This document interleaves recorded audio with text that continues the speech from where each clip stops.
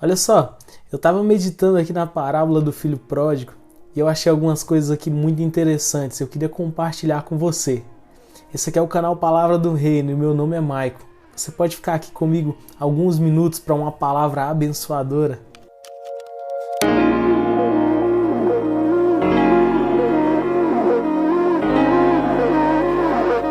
A gente está cansado de ler e de ouvir falar dessa parábola.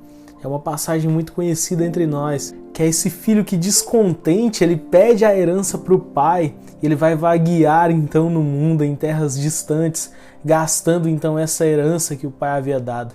E existem coisas profundas que essa parábola ela expressa para nós, porque não só o filho que saiu, mas o filho que também havia ficado em casa junto com o pai, eles têm uma conduta completamente ruim que pode nos ensinar hoje. Quando a gente vê, por exemplo, o Salmo de número 53, a Bíblia vai dizer que o insensato, ele nega no seu coração que Deus existe. Preste atenção que não está dizendo que ele nega com a sua boca, não.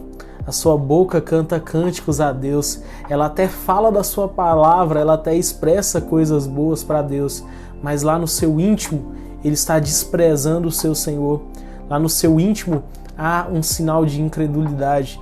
O grande problema dessa história do filho pródigo é justamente aquilo que está implícito, é justamente aquilo que nós não conseguimos enxergar e nem ler na passagem.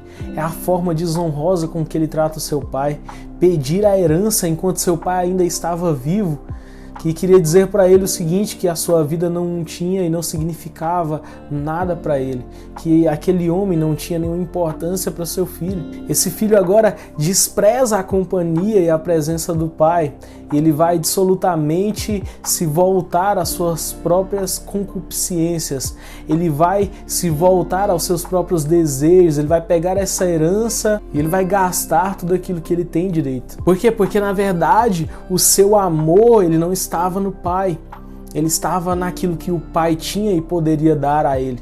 Às vezes a gente tem que se atentar para o nosso próprio íntimo, para aquilo que o nosso coração está dizendo de nós mesmos, e analisar se nós não estamos amando mais aquilo que Deus pode nos dar do que a própria presença dele.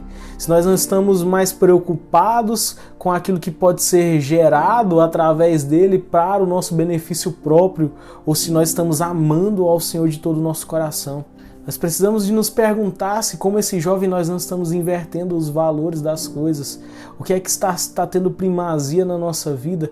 O que é que tem sido prioridade para nós? É a gente entender que tudo gira ao entorno da cruz de Cristo, que tudo é sobre Ele, que o Evangelho não tem o homem como o seu centro, mas ele é completamente cristocêntrico.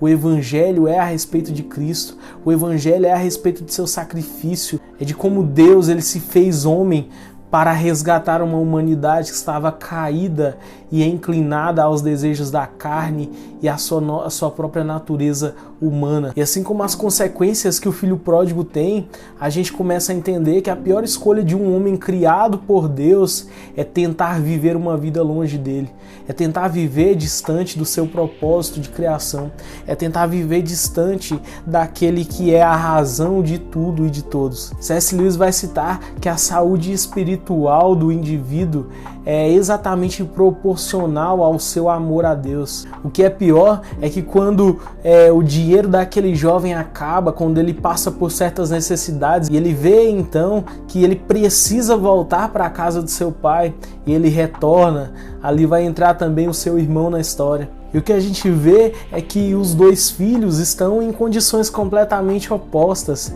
Enquanto um é o que foi vagar no mundo, é o que gastou a sua herança, era o filho desobediente, era o mal visto, era a ovelha negra da família. O outro era o filho que nasceu naquele lar, estava ali junto do seu pai, cuidando das coisas, estava ali a par de tudo o que acontecia. A situação dos dois é completamente oposta. Porém, no coração, os dois eram completamente compatíveis. E aquele segundo filho, quando ele descobre que o seu pai está fazendo uma festa para o pródigo, para o seu irmão que retornou, Ele fica completamente revoltado com aquela atitude do pai. E temos que entender que nós precisamos censurar qualquer uma das duas atitudes, seja do filho que saiu ou seja do filho que permaneceu em casa, porque o coração dos dois não estava no pai.